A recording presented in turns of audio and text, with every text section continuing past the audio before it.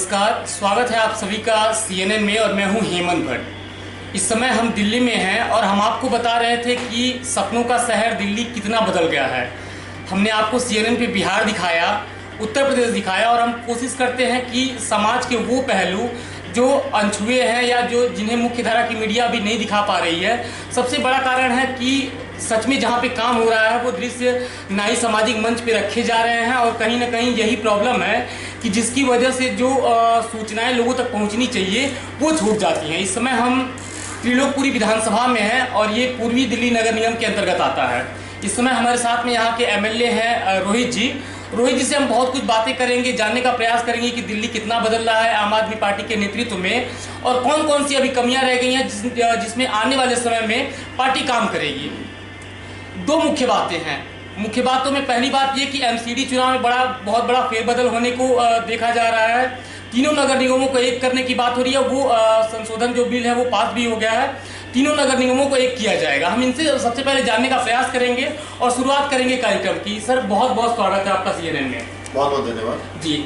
अब हम आपसे ये जानना चाहेंगे सबसे पहले कि आप ये बताएं कि जो 70 विधानसभा सीटें हैं आम आदमी पार्टी की, त्रिलोकपुरी विधानसभा का जो इतिहास रहा है, पहले यहाँ पे ब्रह्मपाल रहे हैं 10 सालों तक, उसके बाद भारतीय जनता पार्टी रही है, सुनील जी रहे हैं 2 सालों तक, कोई क्या नाम था उनका, राजू जी थे, उसके बाद आप आए हैं।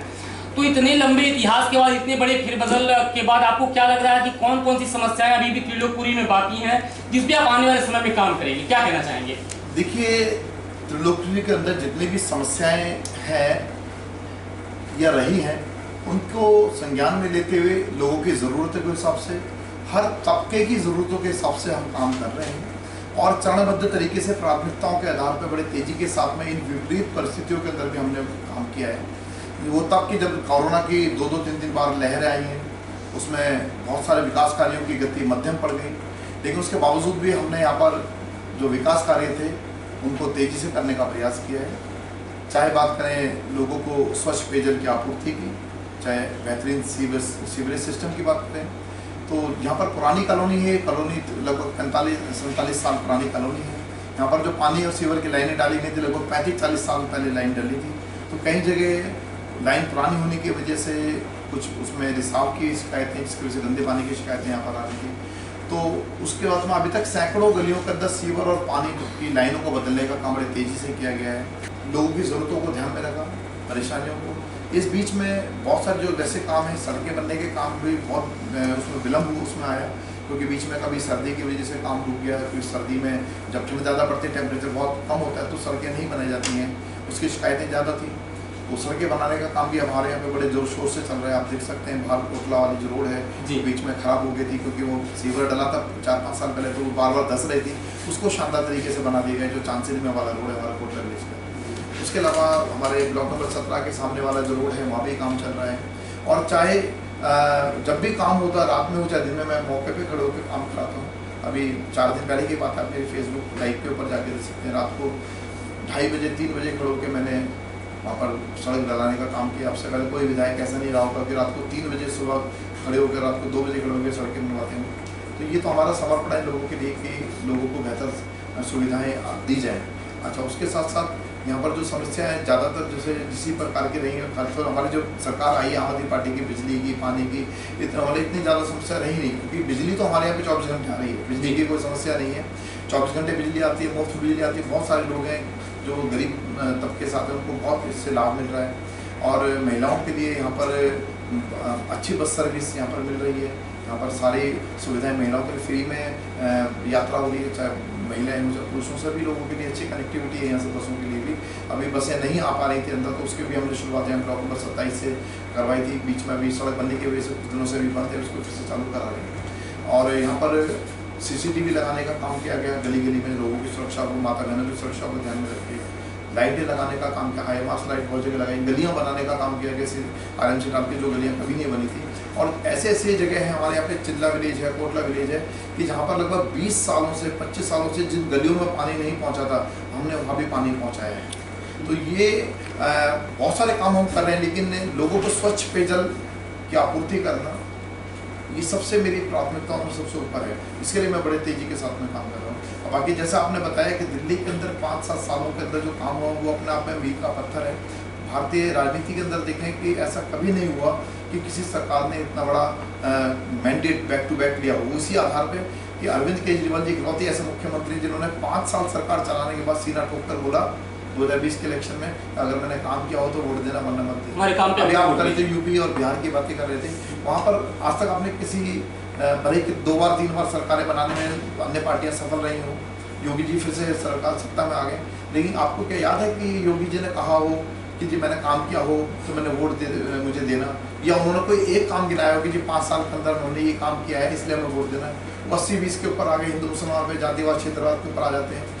तो उनकी राजनीति का जो आधार है, भारतीय जनता पार्टी हो चाहे कांग्रेस अन्य पार्टियां हो, उनकी राजनीति का जो आधार है वो इसी तरीके से वोटों की ध्रुवीकरण करके अपनी राजनीतिक महत्वाकांक्षाओं की पूर्ति करना, नफरत और जहर घोल के समाज के बीच में अपनी राजनीतिक रोटियां सेकना, ये उनकी राजनीति का हिस्सा है।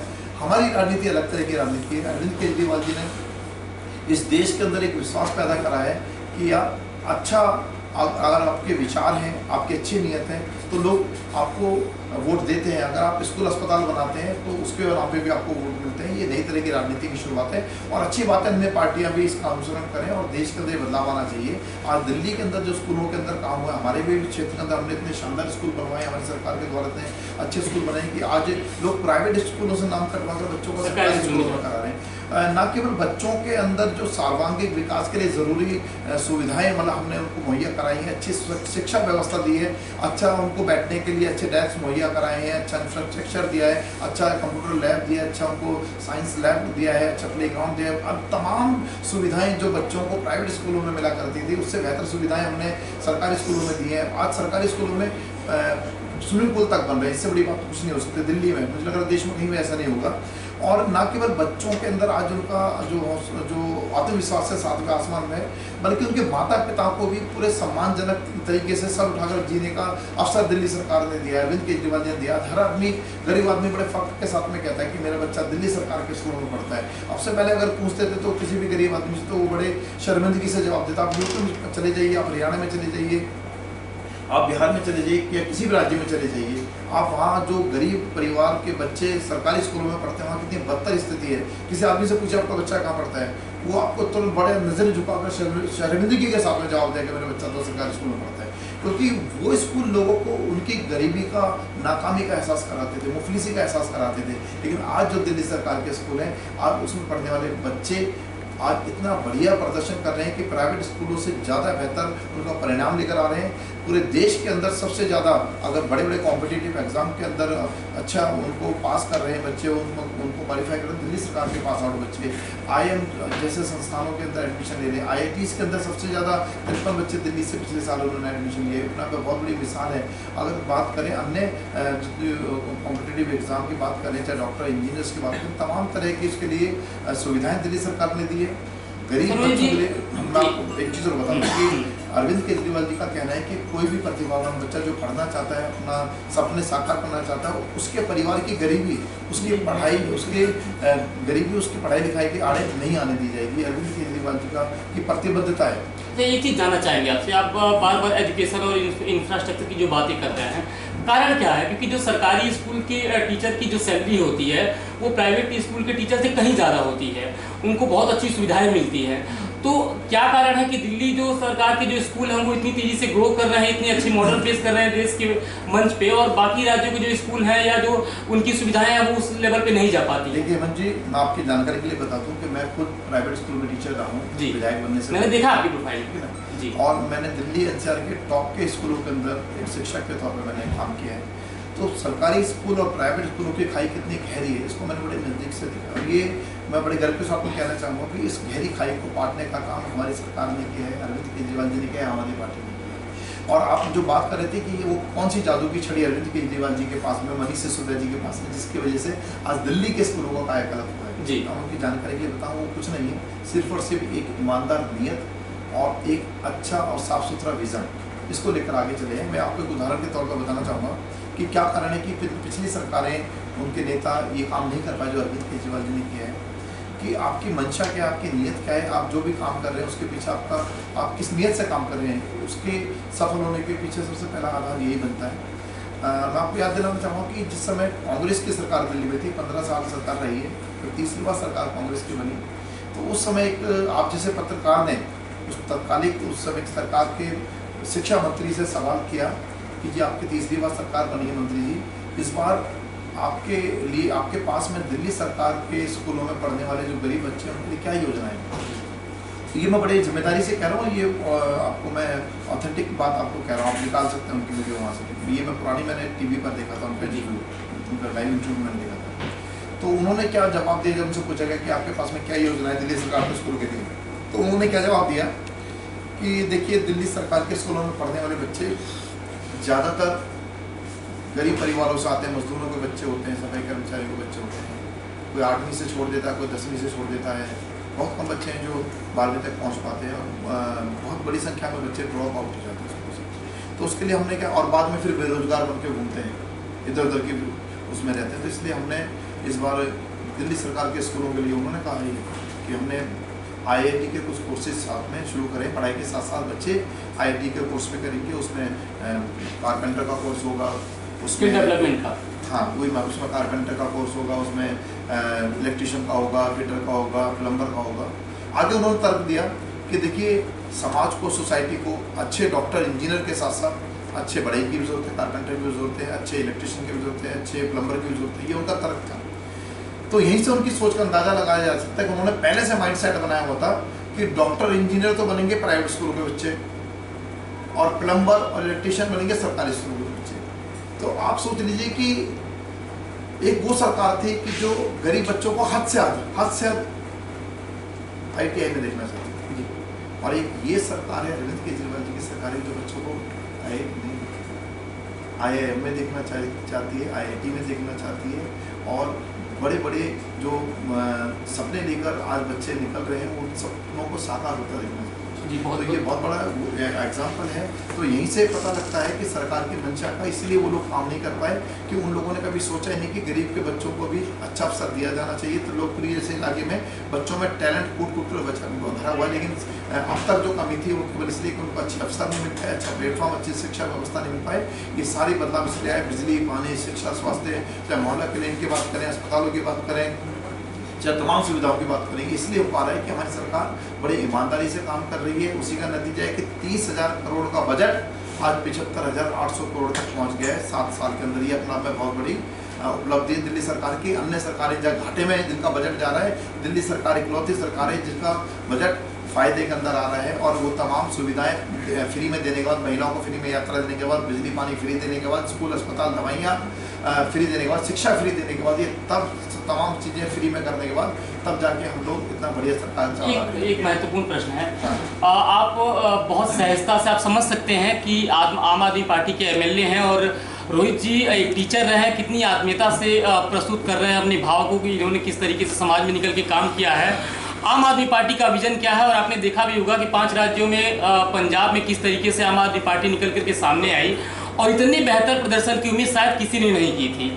इतनी जल्दी और सभी लोगों के सामने बनी आम आदमी पार्टी ने जिस तरीके से भारत में अपने पैर पसारे हैं, ये सभी के लिए सोचने का प्रश्न है कि अगर व्यक्ति निकल करके काम करता है समाज के लिए तो जनता भी उनको चुनती है, और जाहिर सी बात है जनता ने आम आदमी पार्टी को चुना है। एक सवाल रह गया था, हाँ, एक चीज़ हम आपसे पूछना और चाहेंगे जी। तो MCD के बारे में हम पूछना चाहेंगे कि रोहित जी क्या कुछ प्रस्तुत करेंगे त्रिलोकपुरी के बारे में, क्योंकि हम अभी बाहर निकलेंगे, हम त्रिलोकपुरी की गलियों को आपको दिखाएंगे कितना कुछ काम हुआ है इस विधानसभा क्षेत्र में, हम उस पर भी चर्चा करेंगे। पहले इनसे जानने का प्रयास करेंगे कि MCD पे क्या कुछ वो प्रकाश डालते हैं, फिर हम एक आध प्रश्न इनसे कोट करेंगे। क्या कहना चाहेंगे सर? देखिए, आज MCD के अंदर एक बहुत बड़ा भ्रष्टाचार का तंत्र खड़ा है जी, जो पिछले 15 सालों के अंदर लोगों के उम्मीदों पर बिल्कुल खरा नहीं उतरा है, और लोगों को एक अगर कहें आतंक का, भय का और भ्रष्टाचार का पर्याय भारतीय जनता पार्टी बन चुकी है। और MCD में उन्होंने इतना भ्रष्टाचार किया है कि आज उनको ये पता है कि कभी भी इलेक्शन हो जाए उनको हारना बिल्कुल निश्चित है, और उनको दिल्ली वासियों ने मन बना लिया है उनको बाहर का रास्ता दिखाना है। अभी पिछले लगभग साल भर पहले की बात है कि दिल्ली के अंदर 5 सीटों के उपरोक्त चुनाव हुए थे MCD के जी, 3 एमसीडी हैं, तीनों के अंदर भारतीय जनता पार्टी सत्ता में काबिज है। उसके बाद भी 5 में से 1 सीट भी भारतीय जनता पार्टी को दिल्ली वासियों ने देना उचित नहीं समझा। और आज दिल्ली के अंदर जो क्रांतिकारी बदलाव हुए हैं उसे पंजाब की जनता ने सराहना कर लिया है। आज इतना बड़ा मैंडेट, इतना बड़ा बदलाव आज पंजाब के अंदर आया कि आज देखिए कि वहाँ पर 92 सीटें 117 सीटों में से 117 में से आप देखिए कि 92 सीटें आम आदमी पार्टी को मिलती है। वही दिल्ली के अंदर जो दिल्ली वासियों ने करके दिखाया, पंजाब वासियों ने दिखाया। तो आज जब से पंजाब का रिजल्ट आया उसके बाद से भारतीय जनता पार्टी के नेताओं की रातों की नींद उड़ी हुई है। आज उनको दिख गया है कि अरविंद केजरीवाल जी एक राष्ट्रीय विकल्प के तौर के ऊपर उभर रहे हैं। अभी तक जो लोग कहा करते थे भाई मोदी नहीं तो कौन, आज शायद उनको बहुत बड़ा जवाब पंजाब की जनता ने दे दिया, दिल्ली की जनता ने दे दिया, देश की जनता ने दे दिया है। तो आज इसीलिए वे एमसीडी इलेक्शन को टाल रहे हैं। अभी जो इलेक्शन की डेट मुकर 18 तारीख को मतलब सरकार को उसमें बन जानी चाहिए थी और इस महीने इलेक्शन होने थे। पिछले महीने मार्च के अंदर, मार्च की 9 तारीख को दिल्ली चुनाव आयोग के अंदर चुनाव आयोग ने प्रेस कॉन्फ्रेंस बुलाई। सबको आप जैसे मीडिया के जितने बंधु हैं उनको निमंत्रण भेजा गया कि जो उसकी डेट थी चुनाव की तारीखें ऐलान करने के लिए। लेकिन हुआ क्या कि अचानक से उनके पास में केंद्र सरकार का फरमान आ जाता है। वहाँ पर केंद्र सरकार से मोदी जी का, अमित शाह जी का फ़ोन आ जाता है, फैक्स आ जाता है कि आप ये तारीखों का ऐलान ना करें, हम तीनों एमसीडी को एक कर रहे हैं। सबसे बड़ी बात है अगर आप तीनों को एक करना चाहते थे आप 7 साल से सत्ता में जब से आप सो रहे थे क्या? जिस दिन चुनाव का समय नज़दीक आ गया, तारीखें ऐलान होने वाली, उस दिन आपको याद आया। तो ये उनका डर और भय अरविंद केजरीवाल जी के प्रति कितना है वो उस बात को दर्शाता है। और हम यही कहेंगे केंद्र सरकार से, मोदी जी से कि आप चाहे 1 साल बाद चुनाव कराएं, चाहे इसी महीने करा लें, आप लिख लीजिए कि भारतीय जनता पार्टी का सुपड़ा सामने हो जाएगा। हर सीट पर उनकी जमानत जब्त होगी। आज उन्होंने भारतीय जनता पार्टी ने अपने सर्वे कराए, इंटरनल सर्वे में वो यहाँ पर 272 सीटों में से 250 सीटों से ज़्यादा सीटों पर हार रहे हैं, जमानत जब्त हो रही है। ये इसीलिए उन्होंने जानबूझकर संविधान की मूल आत्मा के विरुद्ध ये काम करा है। आज उन्होंने फिर से जो अंग्रेज़ों का ज़माना था उसको लौटाने का, उसी गुलामी की ओर धकेलने का काम किया, लोकतंत्र का गला घोटने का काम किया है कि उन्होंने चुनाव को जो रुकवाया है। आज ये देखिए कि आज इन्होंने एक छोटा सा इलेक्शन रुकवाया और वो अपना को कहते हैं, अरविंद जी बताते हैं, अभी बोला था कि दुनिया की सबसे बड़ी पार्टी होने का दावा करते हैं और हमारी छोटी सी पार्टी से डर गए, अरविंद केजरीवाल जी से डर गए। आज देखिए कि एक छोटे से इलेक्शन के लिए वो पूरे संविधान की हत्या करने में तुले हुए हैं। आज पूरे देश को एक गलत दिशा के अंदर लेके जा रहे हैं। लोकतंत्र आज खतरे में है। आज वो उनको लगा है कि हम एमसीडी का छोटा सा इलेक्शन हार रहे हैं तो उन्होंने ये इलेक्शन रुकवा दिया। कल को उनको लगेगा किसी राज्य के अंदर वो हार रहे हैं तो उस राज्य के अंदर वो कह देंगे 2 राज्यों को हम एक कर रहे हैं, रुक जाओ अभी हम इसको रोक देते हैं। कल को लगेगा कि वो लोकसभा 2024 में हार रहे हैं तो वो लोकसभा के चुनावों को रद्द कर देंगे। तो ये तो पूरी तरीके से लोकतंत्र की हत्या करने को तो केंद्र सरकार और मोदी जी और अमित शाह जी। तो मैं यही कहना चाहूँगा कि इलेक्शन में हार जीत चलती रहती है, कोई बात नहीं। आपको अगली बार हो सकता है काम करोगे, अच्छा काम करके दिखाओगे नए राज्यों में, तो हो सकता है दिल्ली वासी आपको मौका दे, वो भी इसकी संभावना काम है। लेकिन ज़रूरी है कि हमारा संविधान बचा रहे, हमारा लोकतंत्र बचा रहे, वो सबसे बड़ी चीज़ है। ना आम आदमी पार्टी ज़रूरी है, ना भाजपा ज़रूरी है, ना कोई हमारे नेता, ना उनके नेता। सबसे ज़रूरी है देश, ज़रूरी है देश रहेगा तो सब रहेगा। तो देश के लिए उनको सोचना चाहिए, संविधान की हत्या ना करें, यही कहेंगे। और इलेक्शन समय पर होंगे तो दिल्ली वासी भी खुश रहेंगे और सबको अच्छा संदेश जाएगा। बहुत बहुत धन्यवाद आपका। तो आपने सुना यहाँ के एमएलए को। हम बाहर निकलेंगे, हम घूमेंगे और यहाँ के लोगों से बातचीत करेंगे कि जो समस्याएं हैं उन पे कितना निदान हो पाया है और क्या कुछ होने वाला है। अब बने रहेंगे CNN पे हेमंत भट्ट के साथ। बहुत बहुत धन्यवाद आप सभी का। नमस्कार। एमएलए के संतोषजनक साक्षात्कार के तत्पश्चात हम अपने सहयोगी महेश के साथ दिल्ली की सड़कों पर निकले और जानने का प्रयास किया कि ज़मीन पे परिस्थितियां कैसी हैं। ये हर विधानसभा में लगा हुआ 100 फुट्टा राष्ट्रीय ध्वज है जो दिल्ली की सड़कों पे शोभा बढ़ा रहा है।